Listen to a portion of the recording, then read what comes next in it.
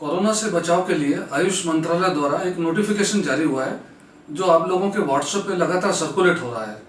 इसमें 4 औषधियों का एक काढ़ा बताया गया है और साथ ही दूध में हल्दी मिलाकर पीने की बात कही गई है जिससे कि आपकी इम्यूनिटी बढ़ती है। और जैसा कि हमने अपने लास्ट वीडियो में आपसे वादा किया था कि हम जो भी बात आपके सामने रखेंगे ऑथेंटिक प्रूफ के साथ रखेंगे। आइए हम समझते हैं कि इन चारों ड्रग्स में, इन चारों औषधियों में ऐसा क्या है जो आपको आयुष डिपार्टमेंट इसे लेने को कह रहे हैं। आज हम इन चारों औषधियों की बात करेंगे कि इसके गुण क्या हैं, कैसे यह हमारी रोग प्रतिरोधक शक्ति या इम्यूनिटी को बढ़ा सकते हैं। और यह अगर रसायन है, इम्यूनिटी बूस्टर है, तो इसका प्रमाण क्या है, इसकी ऑथेंटिसिटी क्या है। इसके लिए जिन ग्रंथों की हमने मदद ली है उन्हें आप हमारी स्क्रीन पर देख सकते हैं। जिन तरीकों से आप इन चारों औषधियों को या मसालों को, तुलसी, काली मिर्च, सौंठ आदि को अपनी सब्जी, अपने फूड्स में या अपने काढ़े में यूज करते रहे हैं, उस तरीके से आप इसके पूरे लाभ नहीं ले पाते।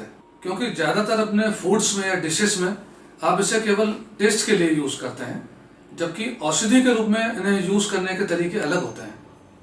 इन सभी में कुछ ऐसे सक्रिय तत्व या एक्टिव इंग्रेडिएंट्स मौजूद होते हैं जो ज्यादा तापमान पर नष्ट हो जाते हैं। यही कारण है कि जब आप इन्हें तेज आंच पर बॉईल करते हैं तो यह अपने गुण खो देते हैं, इनकी प्रॉपर्टीज काफी हद तक नष्ट हो चुकी होती है और इसीलिए आप इनसे पूरे बेनिफिट्स नहीं ले पाते। तो कैसे हम इन्हें यूज करें कि इनके औषधीय गुण नष्ट ना हो और हम इसके स्वाद के साथ साथ इसके औषधीय गुणों का भी पूरा लाभ उठा सकें। हमने अपने इस वीडियो में इन चारों औषधियों के केवल उन्हीं गुणों के बारे में चर्चा की है जो कोरोना को रोकने में मददगार है। क्योंकि कोरोना से पीड़ित व्यक्ति को सर्दी, जुकाम, बुखार, खांसी, सांस लेने में मुश्किल होना, यही सब पाया जाता है। इसलिए हमने अपने इस वीडियो में केवल औषधियों की इन्हीं प्रॉपर्टीज के बारे में चर्चा की और इन औषधियों का अन्य तकलीफों में, अन्य बीमारियों में क्या यूज है उसे छोड़ दिया है। और वीडियो के अंत में हमने इनको औषधियों के रूप में कैसे यूज किया जाए, इसके प्रयोग करने का सही तरीका भी दिया है। सबसे पहले हम काली मिर्च के बारे में बात करते हैं। काली मिर्च में एक ऑयल होता है, इसकी मात्रा 1% से 2.6 के बीच रहती है। इसके अलावा इसमें fats, proteins, carbohydrates, minerals, calcium, phosphorus, iron, vitamin B1, vitamin B2, vitamin B3 और विटामिन A भी मौजूद रहता है। हमारे लगभग सभी आयुर्वेदिक ग्रंथों में काली मिर्च को एक अच्छा कफग्न या एक्सपेक्टोरेंट बताया गया है। यह बलगम को बाहर निकालता है। कफ, मलेरिया या ठंड से होने वाले बुखार में, खांसी आदि रोगों में चरक संहिता, वाग्भट, अमृत सागर, वैशज्य रत्नावली, अष्टांग हृदयम आदि सभी ग्रंथों ने एक मत से काली मिर्च को श्रेष्ठ बताया है। भारत सरकार स्वास्थ्य एवं परिवार कल्याण मंत्रालय आयुष विभाग द्वारा प्रकाशित डेटाबेस ऑन मेडिसिनल प्लांट्स में काली मिर्च को कोरोना से संबंधित तकलीफों जैसे सांस लेने में तकलीफ होना, बुखार, गले की तकलीफें, खांसी, जुकाम, इन सब में बेहद फायदेमंद बताया है। आयुष मंत्रालय द्वारा बताए गए ड्रग्स में सेकंड नंबर पर आती है तुलसी या ओसिवम सैंक्टम। धन्वंतरी, निघंटु, अमृत सागर, चरक, वाग्भट, भावप्रकाश आदि सभी के विद्वानों ने एक मत से तुलसी के कफग्न या एक्सपेक्टोरेंट होने के गुण को स्वीकारा है। यानी यह कफ या बलगम को बाहर निकालती है। यह कफ के साथ साथ वायु विकारों को भी दूर करती है। सफेद तुलसी और काली तुलसी, इन दोनों के गुण समान कहे गए हैं। तुलसी सांस की बदबू और विष यानी टॉक्सिन्स को बाहर निकालती है। इसकी पत्तियों में एक लौंग की खुशबू जैसा उड़नशील तेल जो कि 0.1% से 0.23% की मात्रा में मौजूद रहता है। वहीं तुलसी के बीजों में यह तेल 17.5% निकलता है। तुलसी की पत्तियों में एस्कॉर्बिक एसिड यानी विटामिन C रहता है जो कि इम्यूनिटी के लिए बेहद अच्छा है। वैसे भी डॉक्टरों द्वारा कोरोना में विटामिन C दिया जा रहा है और इसके साथ ही पत्तियों में कैरोटीन या विटामिन A भी मौजूद रहता है। तुलसी खांसी दूर करने वाला है। यह श्वास हर है, मतलब कि दमे जैसी स्थिति जिसमें सांस लेने में कठिनाई होना, इसमें इससे फायदा होता है। यह फेफड़ों को ताकत देता है। इसके उड़नशील तेल में क्षयनाशक या एंटी ट्यूबरकुलर शक्ति स्ट्रेप्टोमाइसिन का 10th पार्ट और आइसोनियाजिड से 1/4 होती है। द्रव्य गुण विज्ञान के अनुसार यह खांसी, सांस लेने में प्रॉब्लम, पसलियों में दर्द, यक्ष्मा या टीबी के लिए बेहद अच्छा है। इनमें पत्तों का रस प्रयोग करते हैं। वहीं तुलसी ज्वरग्न या एंटीपायरेटिक भी है, यानी वह बुखार को भी दूर करता है।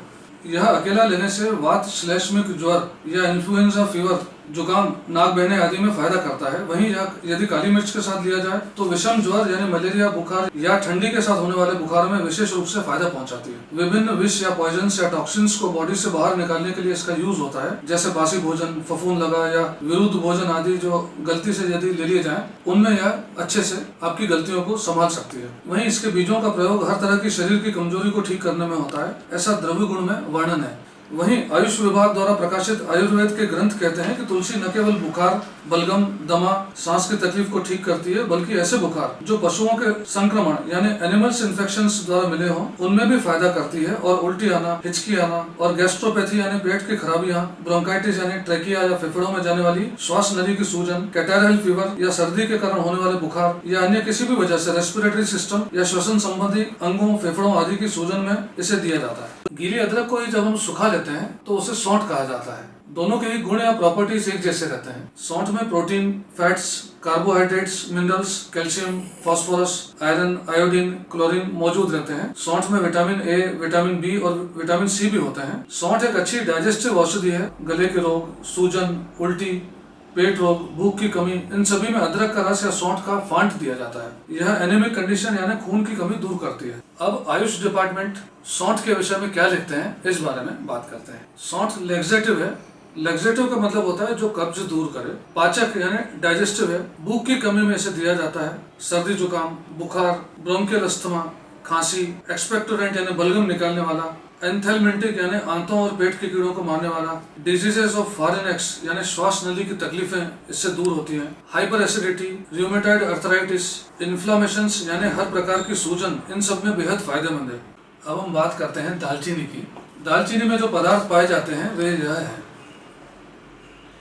भाव प्रकाश अनेकों निघंटुओं व विद्वानों के मत से दालचीनी गले की शुद्धि यानी गले को साफ करने वाली, कफ, खांसी, नजला, पीनस यानी बलगम, अंदर गिरना या बाहर गिरना, इनको दूर करती है। बृहन निघंटु रत्नाकर के अनुसार यह बल देने वाली, भाव प्रकाश के अनुसार आंतरिक ज्वर या टाइफाइड में प्रतिदूषक या एंटी इन्फ्लामेटरी के रूप में इसका तेल दिया जाता है। जुकाम तथा इन्फ्लुएंजा में दालचीनी तेल को देते हैं। वायरस के कारण होने वाले ऐसे बुखार जिनमें रेस्पिरेटरी ट्रैक की सूजन, बुखार, दर्द होता है, उन्हें इन्फ्लुएंजा कहते हैं। भाव प्रकाश का तो यहाँ तक कहना है कि दालचीनी का बड़ी मात्रा में उपयोग कैंसर में भी किया जाता है। द्रव्य गुण विज्ञान के अनुसार दालचीनी में सिनेमिक एसिड यक्ष्मा नाशक यानी एंटी ट्यूबरकुलर माना जाता है, इसीलिए इसका प्रयोग टीबी में भी फायदा देता है।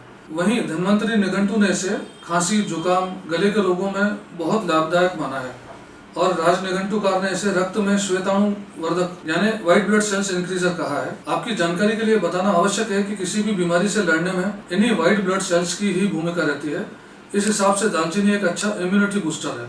आयुष विभाग अपनी पुस्तक डेटाबेस ऑफ मेडिसिनल प्लांट्स में कहते हैं कि दालचीनी वाजीकरण औषधि है। यह टॉक्सिन्स को शरीर से बाहर निकालता है, ज्वर नाशक है, बलगम बाहर निकालता है, यह ब्रोंकाइटिस यानी श्वास नली की सूजन, सांस लेने में तकलीफ, बुखार, ट्यूबरकुलर अल्सर्स, इन सभी में बेनिफिशियल है। आयुष डिपार्टमेंट फिर लिखते हैं कि दालचीनी एंटीबैक्टीरियल यानी जीवाणुरोधी, एंटी फंगल यानी फंगस रोधी, एंटी माइक्रोबियल, एंटीऑक्सीडेंट है। एंटीऑक्सीडेंट मतलब होता है रसायन या इम्यूनिटी बूस्टर। दालचीनी के लिए एक शब्द एलेक्सीटेरिक का प्रयोग आया है। इस वर्ड एलेक्सीटेरिक का मीनिंग यदि हम गूगल सर्च या विकिपीडिया में देखते हैं तो उसमें हमें इसका मतलब क्या मिला है वह जानना आपके लिए बेहद दिलचस्प होगा। एलेक्सीटेरिक का मीनिंग है इन्फेक्शन या संक्रमण से फैलने वाली डिजीजेस, फिर चाहे वे बैक्टीरिया की वजह से होती हो या वायरस की वजह से होती हो।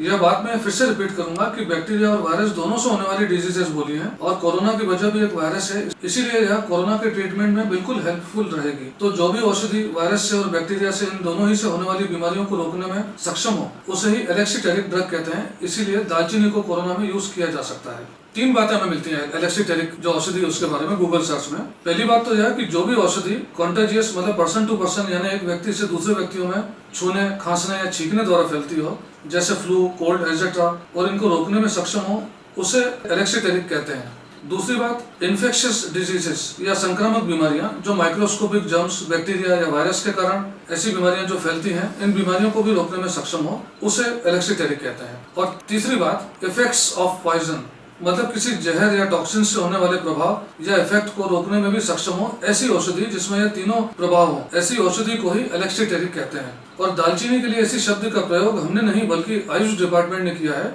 इसीलिए दालचीनी एक बेहतरीन विकल्प के रूप में हमारे किचन में ही सहज ही उपलब्ध है कोरोना की रोकथाम के लिए।